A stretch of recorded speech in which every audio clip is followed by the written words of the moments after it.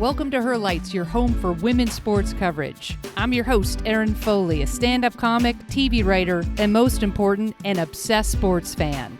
I break down the best games, highlight the best stories, and interview the best from the world of women's sports. So put on your jerseys, stretch out your hammies, and let's do this.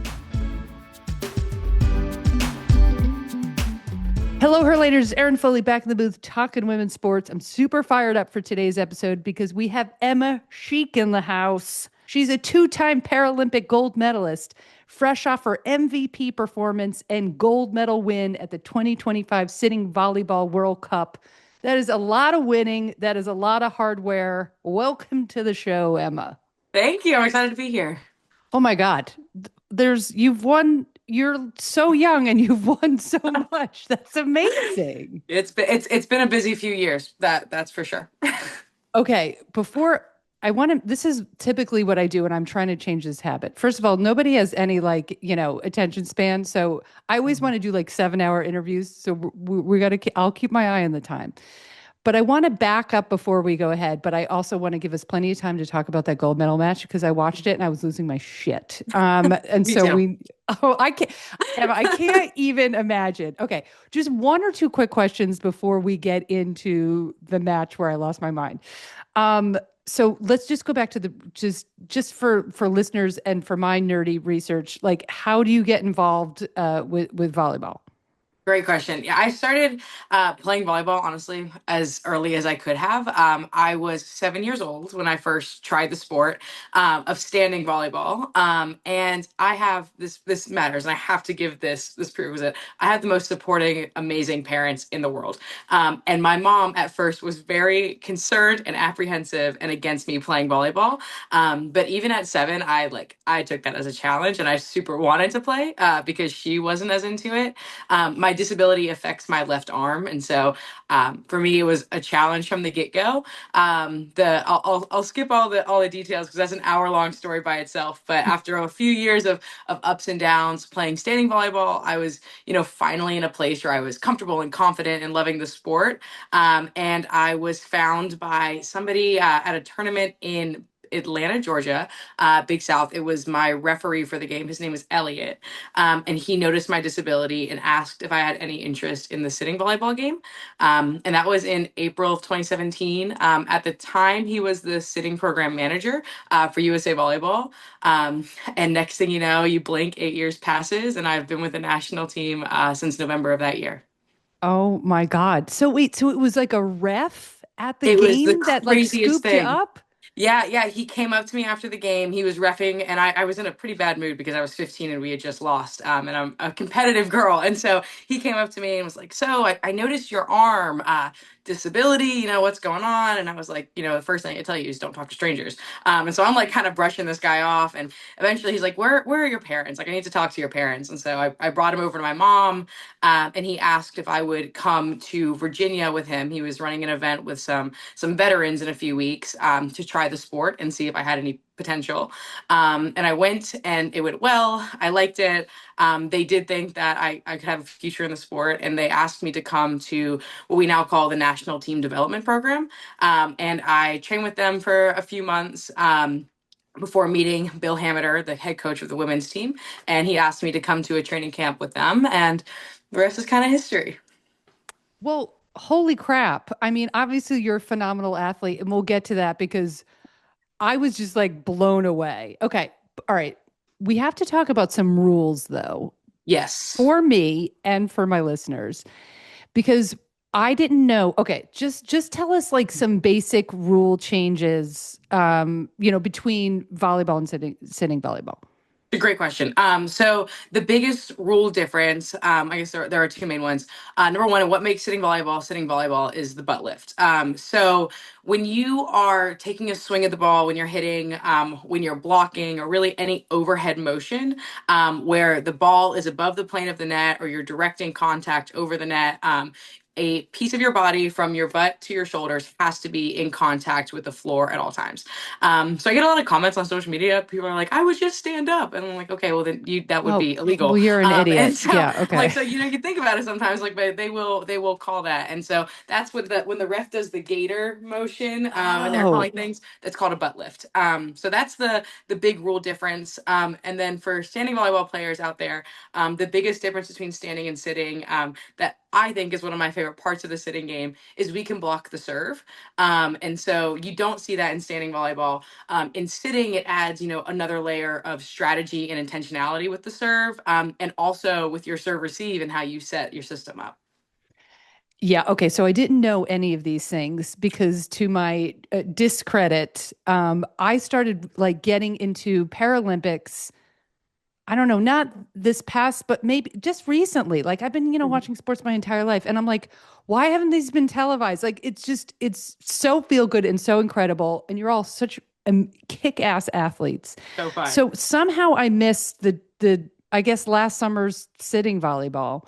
Mhm. By the way, can I just ask you this? I know I'm fired up and I'm going to be doing this in tangents, but I want to get your opinion because you're the person to ask. My problem with the Paralympics being right after the Olympics, to me, it should be its own thing, its own event, because I think people like me that I watch too much. Like The fatigue and burnout that comes and at I the end of get the burned Olympics. out. Yeah. Yeah. And I'm like, well, why? And I know it's facilities and logistics and stuff, but Mhm. I just want the Erin Foley dream of like you guys to have your own separate event. So I mean, Mhm. I'll just now watch, drink a lot more coffee and just push through. But I just wanted to Well, get in your opinion LA, on that. you're in the right time zone. You shouldn't even need that much more coffee. True. I think, with Tokyo and with Paris, the time zones added a layer. But it really is. It's an interesting conversation. Whether should the Olympics and Paralympics be completely separated? Do they get completely combined into one conglomerate event? Do we keep doing it as is? There are a lot of advantages and disadvantages to doing it either way. I've grown to really like it, as a Paralympian, and this is my biased perspective, is that the few weeks before I'm leaving for the Paralympics, I'm glued to the TV watching the Olympics, getting excited. And I think over the last few quads, with the rise of social media, there's been a lot of excitement generated around, the Olympics, and it kind of gives Paralympians, one, an idea what we're about to walk into, and two, in a lot of ways has laid a roadmap for what social media and marketing and media should look like as we're moving into Paralympics. So, pros and cons either way, but it is definitely a conversation. Listen, is it going to be a challenge for me? I'll take that challenge on. I'll take that Do challenge it. on. No, I did. Do I it. watched like a bunch, but I just, I just, I want you guys to be all celebrated more and there Mhm. be more eyeballs on all your sports. So Yes. Agreed. that's my pitch. So going into, all right. Well, I want to talk about, the Olympics and stuff, but I want to dive into this World Cup because I have some just logistic questions. First of all, Mhm. this was the World Cup. It seemed to me in my like just research, does it happen every couple of years? Great, another great question. So, sitting volleyball is set up in a 4-year quad for competitions. So, year one of the quad, which is 2025, we have a zone championships at the beginning of the year, and that is our main tournament for the year. That happened in May, and then there's a World Cup at the end of the first year of the quad, which is what we just had. Second year of the quad, we have our World Championships, which is the second largest tournament of the quad. That's a huge deal. It is actually the only tournament that our team has never won. And so that will be next summer in July in China. Year three of the quad mimics year one, so it's another zone championship and World Cup. And then year four, we bring it home with the Paralympics. Oh, okay. Wow. I mean, that's so exciting. There's so many opportunities. Yeah, I know people both on the Olympic and Paralympic side with all these sports. I think that we've done a fantastic job with media, around the games, but we still kind of exist in this world where these athletes kind of are thought to disappear, and not compete Yes. or train outside of Olympic and Paralympic games, and that's totally not true. I mean, everyone is competing, all 4 years. They just are only highlighted in that one moment. Yeah, I mean, a nerd like me, like now that I'm like doing like a lot more women's sports reporting, like I realized there's national championships, blah, blah, blah. But like, I didn't realize, like, in my mind, well, first of all, I just had no idea how it worked, but the World Cup is like 4 years and you know what I mean? Mhm. Like similar Yeah. dates and stuff like that. But interesting that they do it on a quad like that. Okay. All right, great. Well, I just got so hooked that I'm just like, okay, when can I see you next? So that was my last Well, question, what's next? but you already Right. answered that. Okay. So China next Mhm. year. China next year. Okay. All right, before we get into the game, what is your life like, between all these big events? Great question. It's a lot of time on airplanes, honestly. So I train with my team once a month in person, typically in Oklahoma, which is where I lived for the 2 years around the Paris Games, to train full time and be there always. I've now entered non-resident training where I live in North Carolina and absolutely love my life here, but now travel to see my team once a month, and train here on my own when I'm not with them. And, especially early on in the quad, it's so important to, stay healthy, stay strong. And when I say healthy, I don't just mean physically, I mean mentally too, because that is really important as we get down the stretch looking at LA and beyond. Um, but when I'm not playing volleyball, I have a job that I really love. I work for Parity, and absolutely love what we do. They have been 100% supportive of me, as an athlete and also as a person. Love to bake, cook, and read, and watch any sporting event that I can find. The oldest of four siblings, so I try to spend time with them and my parents when I can. And yeah, that's kind of me. That's a very busy life. Let me It just say feels like that. a busy life. I've been really tired this week, especially post World Cup. I think I'm still recovering. Yes. Well, first of all, I couldn't believe you just said yes because I was just like, I literally, listeners, I just got so like, I learned about it, and this is the problem. And hopefully, moving forward, well, I'm going to be Mhm. promoting as much as I possibly can. Please. But yeah, there needs to be more eyeballs Yes. on not only sitting volleyball, but every Paralympic Yes. event. Because let me just tell you this too, and I wore my volleyball. I I know. got I love. so I into saw it. League One last Yes. year. I was Next major watching so league. much. Oh Yeah. my So God. cool. I'm not just saying this. It was so exciting for me for me to watch. Okay, I'm going to literally be so annoying. I'm going to stop my own train of thought. I just want to go back to the training. Hmm. So how do you make like does the Paralympic Committee pay for all of this? Like, do you get Great paid? Do question. you make a living? So great question. Yes, I do get paid to play sitting volleyball. I What we make depends on one whether you're a resident or a non-resident, and then team tenure, how long you've been around, where are you traveling.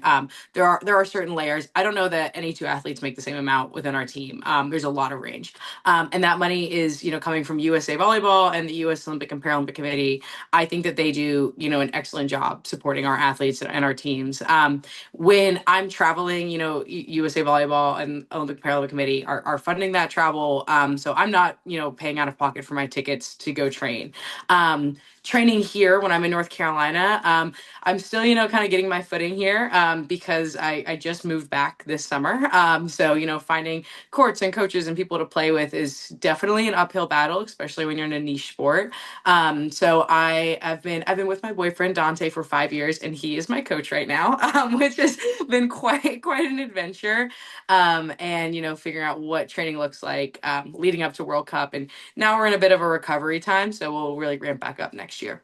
Okay. All right. I just want to make sure you're taken care of. Yes, no, they treat us really well. All right. Yeah, because it's with women's sports, it's like a wild west of like It is is, it's and insane. that's so that what I do at Parity is create the goal with Parity is to close the gender income and opportunity gap in sport because it's there, it's huge. And, working with them and hearing the situations that so many women athletes are in, especially our Paralympic women athletes, it's astounding. And USA Volleyball, I think, does a better job in comparison to other NGBs and organizations at taking care of our athletes. There's always so much more that we can do. I want to say all but one or two of my teammates also have a second job outside of sports. So while we're paid or make a living, it's a lot of them to sustain their lives are doing more too. Yeah. I mean, Mm. Maybe one of these days we'll get Maybe more one of these parity. days. Yeah, right, We'll just right. be looked at as, equal citizens. Wouldn't that be lovely? Wouldn't that be lovely? Hopefully, your generation. I have I'm hope. optimistic. I'm Maybe not. optimistic. Maybe not right now in this moment in time of our world, but I am optimistic. Okay, so let's jump into. I just want to get all your thoughts on this World Cup tournament. Um, I only caught because I want to go back in and watch everything, but I just caught the final game. And when I mean Mhm. caught, I saw the results on social media, gasped, and I was like, I need to watch that. So then I was like scrambling, but at the same time, I was just reading about you and the team, and I got really excited and I just DM'd you on Instagram. And I was like, hey, come on the show. And then I was like, hey, where do I see this entire thing? And then you sent me the link and I watched it. And listeners, a reverse sweep, which is you lose the first Unreal. two, you win the last three, which is just I mean, beyond difficult. Yeah. Brazil, I mean, is That's a good Brazil team. your nemesis in sitting like it's our So nemesis if in you standing? think, we're actually good friends, and so we get along really well. We really like them. We've been playing a lot of these girls for a long time. Actually, our libero Bethany Zumo married the old captain of the men's Brazilian team. Like we hang out with them. They're friends of ours. It is always fiery, competitive on the court. They are a very momentum driven team, but we're friends. Okay. Well, that's fine. That's That's fine. listen.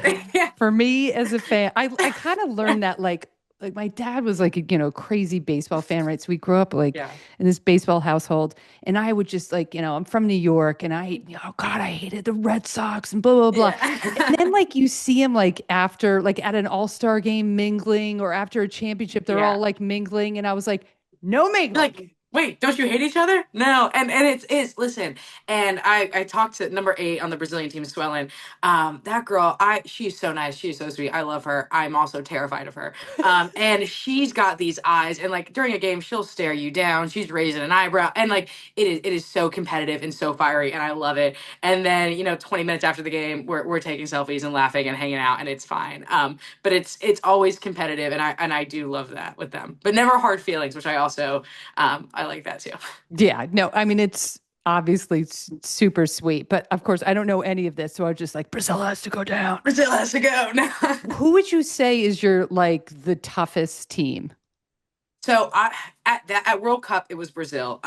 Typically, so every gold medal in the history of sitting volleyball at the Paralympic Games, which is our pinnacle of competition, has been won by either the U.S. or China. So that is the biggest, I guess you could call it a rivalry.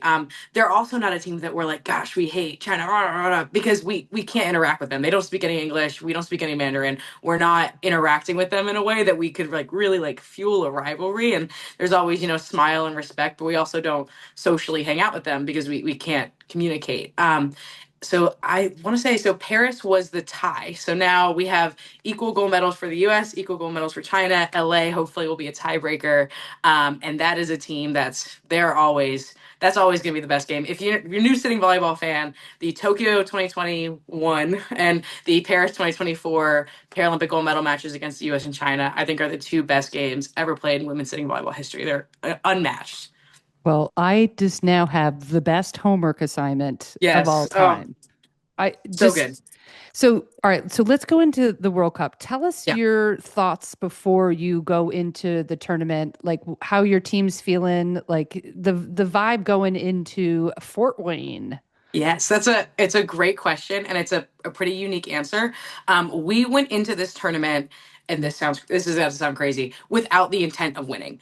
So going into World Cup, the thought was not like of course like let's go win the dang thing, like let's do this. But really the goal with World Cup was develop, grow, learn, enjoy. And that's because this is our secondary tournament of the year, right? It's World Cup, it's a big deal. All the countries are there. But our primary tournament was in May.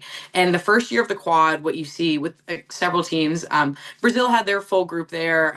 So did Italy. So really, it was just, I guess, one or two of the teams brought what I would call a more developmental crew. And what that means, the first year of the quad, a lot of girls take time off, whether they're pregnant or they're having surgery or a mental health break. So, Gia Cruz, number 13 in our team, She was so good. this was her first tournament. This was What? her, this is her first tournament, She's World such a good Paralympic Sanctioned Tournament. server. She's incredible. She is awesome. This was Lexi, her first time really starting. Bethany's always there. This was her, I think, second or third World Para Volley Sanctioned Tournament. This was a really inexperienced USA group. A lot of the girls on their bench, this was either their first tournament, their second tournament. They were newer to getting court time like this. It was a really developmental group for us. But we also know, I say that, we've been on the team together for 5, 6, 7 years, just way less experience than some of the athletes that we typically travel with. So we knew we had a chance. We knew we could. But that wasn't the primary goal. And we also we're a pretty short group. Like physically, we did not bring a lot of height. So how do we play the sport differently? What can we do to make up for that and find ways to win with what we've got?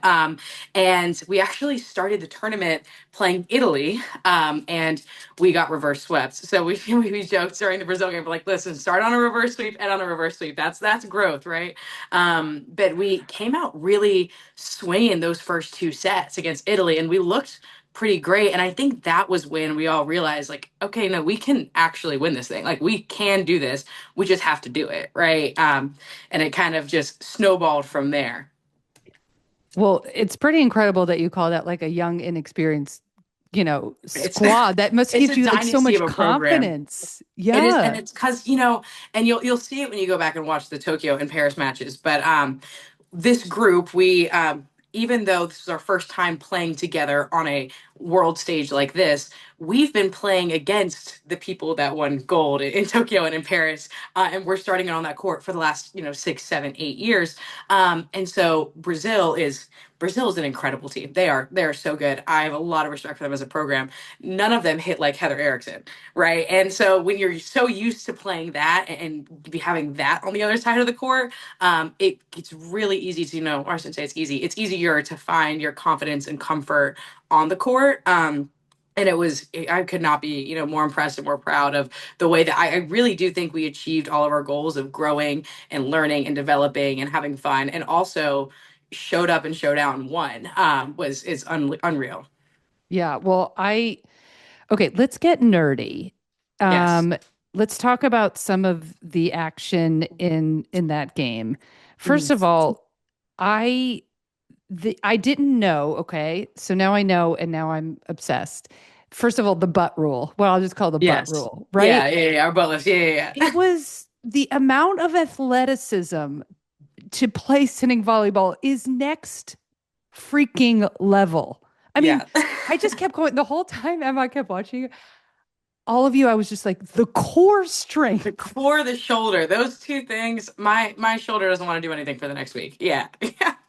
I was really like blown away. Did I get on the floor and try to move around? I did. I Not did. easy, right? It is not It's easy. not. It's like And learning how to walk again. I'm It's alone yeah. doing just No one's swinging at you. Yeah, you don't I'm have to not be playing afraid of anything. this. Yeah. I think I was holding a beer. I literally Yeah. was like, I was just blown away at the athleticism. Also, the blocking of the serve, I absolutely love because again, that's new for me. I've been Mhm. watching, I think the net play too was just insane. Our Okay. our middles have to be really in tune and athletic. Yeah. Our middles are phenomenal. Yeah. I was just like, but of course I was, I knew you were MVP and I knew, when I was watching it that you were going to come on. So, I mean, you were so freaking incredible. Hold on. I have to tell listeners these stats and I took a photo and I forgot to, put it down. These stats are wild. Hold on. 80 points, 52 kills, 15 aces, and 13 blocks. So Holy it was shit, Emma. a big tournament. It was so fun. I mean, seriously. But what's really cool is that like when you look at like Nikki Nieves, her stats looked almost the same, and Ray showed up, and it was like those sound incredible. But when you look at it as this is the prime example of the whole is greater than the sum of its parts, right? Like the team cohesion here was just really what set it over the edge. Yeah, you guys, okay. So you go down two sets, right? Yes. it's not like you got blown out the first two sets, but Mm-mm. they beat you the first two sets. Yeah. What is the conversation like before going into the third set? Yeah, with this group, it was, I think, really important to know your audience, right? And what can we do to stay in the right space up here? Because we know we can win these two sets, right? Or we can win these last three sets. We really, we were up the first and the second. Like there was never a time we were out of the game. And we'd had even bigger comebacks in the tournament leading up to it. So, I remember us laughing and saying, guys, remember, people paid to be here. We're gonna have to put on a show now. Like we are gonna make sure they get their money's worth. We're gonna have to play five sets. That and the other, mantra is, hey, we started on a reverse sweep, we end on a reverse sweep. Like we come full circle with this, and there never really seemed to be a moment of unwavering confidence, and I think that also comes from having the right to play freely, right, and having earned that and proven. We've proven that we can hang. We've proven that we're good. We are the best in the world, and so you don't have to play with expectations, right? We have nothing left to prove, and with this group in particular, making it to the finals exceeded the expectations, Yeah. right? So at this point, not that it's ever okay and you're all right with losing, but like, shoot, what's left to lose, right? Just the game, and okay, so let's go out and do it. And it was, gosh, I don't know what it felt. You could feel the momentum shift in like a really calm, optimistic way on the court. Okay, I want to go into the third set. Now, Yes. I knew you guys won and I was losing my mind Yeah.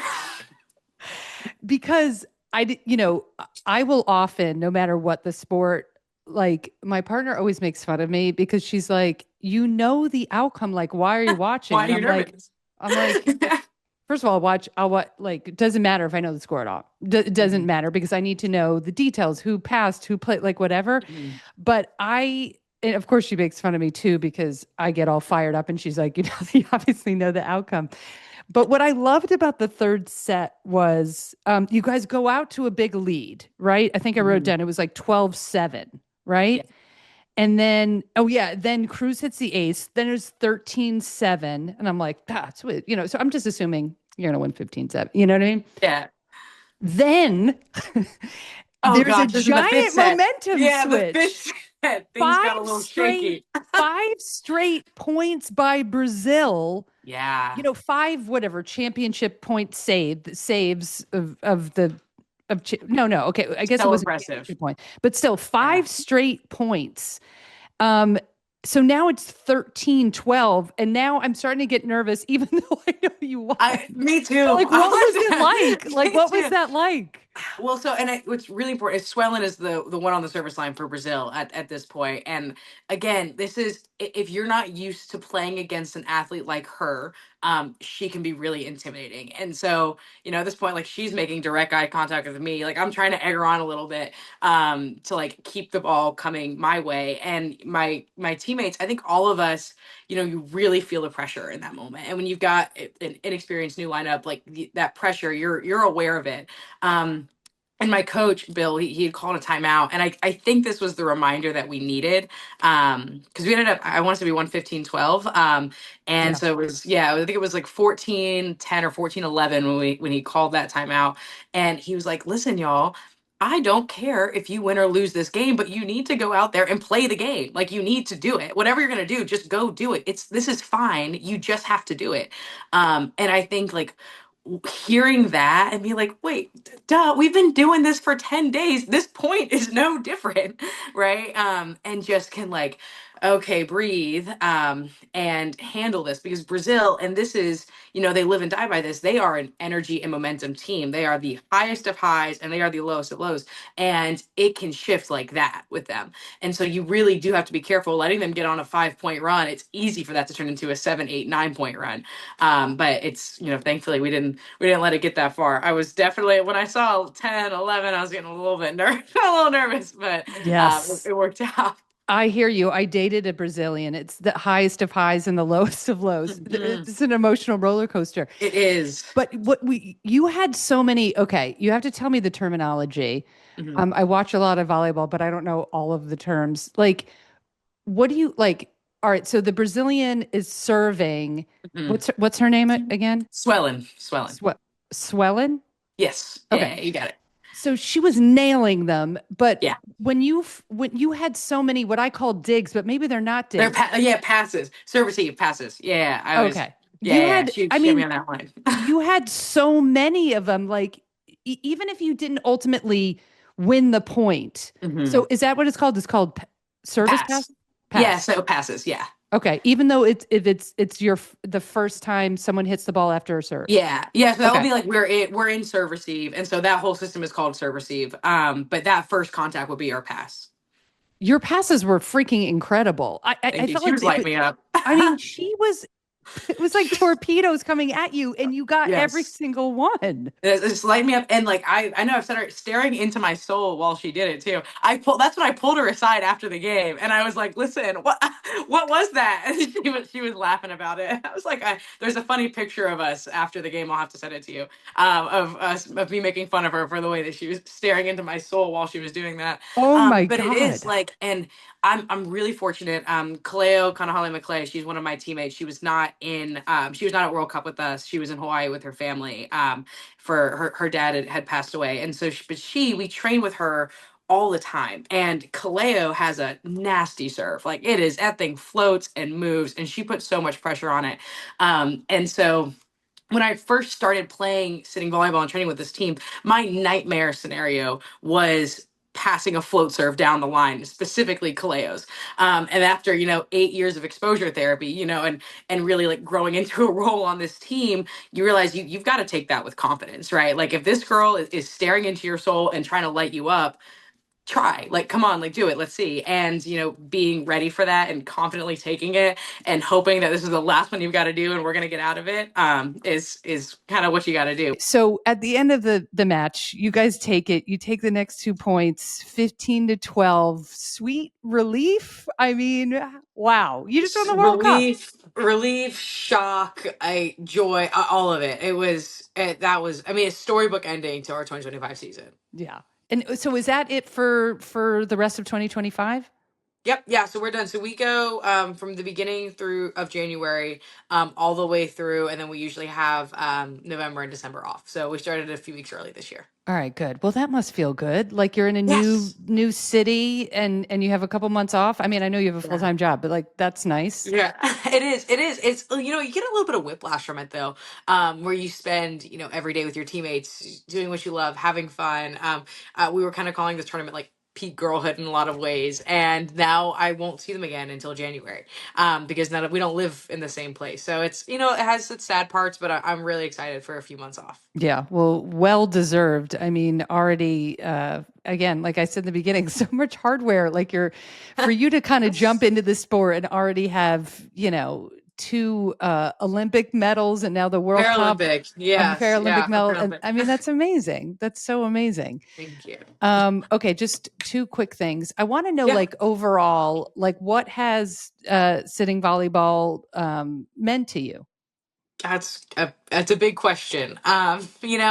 I grew up when I first signed up for volleyball. I remember thinking like, I'm gonna do this forever. I'm gonna go to the Olympics. I'm gonna play volleyball at the highest level. And I was wrong. I have not been to an Olympics. I probably will never compete in an Olympics. But I didn't know what the Paralympics were, and I didn't know what this world of Paralympic sport was, and what opportunities are out there with it. And so, I always say, I didn't find sitting volleyball. Sitting volleyball found me, and I'm so happy it did. And my goal for the next generation of Paralympians is that they see and learn about these sports earlier and grow up watching. And I think that we've moved towards that in a lot of ways. I mean, at the end of the day, like in the most simple way, I get paid to travel the world playing the sport that I love with my best friends, and I wouldn't change anything about that. And gosh, we have a lot of fun while we do it. I love getting to compete. I love like how fiery and fast this sport is. So I wouldn't change a thing. Oh, I love it. And now maybe the most important question, the last question is when I was going through your Instagram, just to get a sense of, I don't know who you are and all the clips and stuff and enjoyed it. There was a lot of T Swift songs Huge attached. Swifty. Huge So I Swifty. wanted to ask you, what do you think about the new album? Because I just started listening to it about Life three of a days ago. Showgirl. Life of a Showgirl. So good. So that was the unofficial soundtrack of this tournament in a lot of ways. Nice. Every game had a specific song that I would listen to going into it. That was kind of the vibe of the day. And I think in a lot of ways, the way that Taylor has talked about her life and her band, I feel it with my teammates. Like this tournament, at the end of it, I started to feel a lot of Clara Bow. And then when I think back to Paris, we Long Live is like the song that I think of on repeat. And in a lot of ways, this tournament was very The Life of a Showgirl coded. So I like it. I'm a big fan. We actually, my teammates and I all went to the movie release party together. Our head coach bought us tickets and sent us, it was during our last training camp. So it was a fun time. That's awesome. Yeah, I heard like a bunch of like, kind of scattered reviews and some people Yes. being like, whatever, and then so I went into it with like kind of, like, I don't know, just a Mhm. lower bar. I mean, she can do no wrong in my eyes. So I don't really, and when people are just like, I don't know about, I'm like, can I dance around the house? Okay. Yes. That's It it. is. Listen, Can this I is dance? a white Yes. wine song. Yeah. This is a fun, happy with, yeah, absolutely. And it was, I think we had said going into this tournament, like, what does this team have going for us? Like, what, if we're going to win, what's going to do it, right? You do like your SWOT analysis. And we're like, our strength is vibes. Like, at the end of the day, like, that's what we've got on our side. How can we capitalize on that? And then Taylor went and dropped Life of a Showgirl. And I was like, all right, we're moving in the right direction. This is what we needed. And we've been calling the last several years, really last 2 or 3 years on our team. We've been kind of referring to this as the world tour. It started when, gosh, who was it? It was a pop star. I'm forgetting who it was arrested. And he was like, this is going to ruin the tour. And then the cop was like, what tour? And he was like, gosh, the world tour. And so we have been calling our teams everything as the world tour. And so this was a stop on our own tour. And so the Life of a Showgirl was perfect. Oh my God, I love it. What a great way. What a great way to end. Well, I just want to say congratulations. I mean, Thank to you. you and your team, please go back and when you see them, high five all your team Wow. members. Now I've become a sitting volleyball obsessed fan. Love it. I'm Yes, going to love it. spread the good word every chance I Please. get. And then, okay, so next year it'll be the next big one is World World Championships, Championships in China. China. Okay, well Yes, then that's the big one. someone's got to pay me to Yeah. go to China. Let's Come do to. I think this. we're in Hangzhou. Come on. We'll be there for like 10 days. Absolutely. Should be a party. It's a long party, but a party. And when is that? I I know I think our travel dates are July 7th through Oh, so 17th. next I'm not summer. sure. Yeah, Okay. next summer. Okay. It'll be hot. We'll be in China. We'll be there for I think 10 days. I don't know the exact competition dates. I just know what dates I'm there. And I figure they're gonna tell me as it matters. And we'll see. Okay. So my request is I'm going to need a chic jersey to rep We'll figure something out. before Yeah, next chic summer. shirts. We can find So something. get on Yeah, that. we'll see what we can do. And that's it for today's episode of Herlights. If you're loving the show, as you should, do me a huge favor. Wherever you listen, rate, review, and subscribe. It's super important. It really helps me grow the podcast and get more people discovering how amazing women's sports are. Leave a 5-star rating and drop a fun review. I will pick my favorites and read them on air, which I love to do. And listen, if you've got a story, an athlete, or a game I should know about, shoot me an email at erin@herlights.com. I'd love to hear from you. Fans, friends, family, have the best week of your life.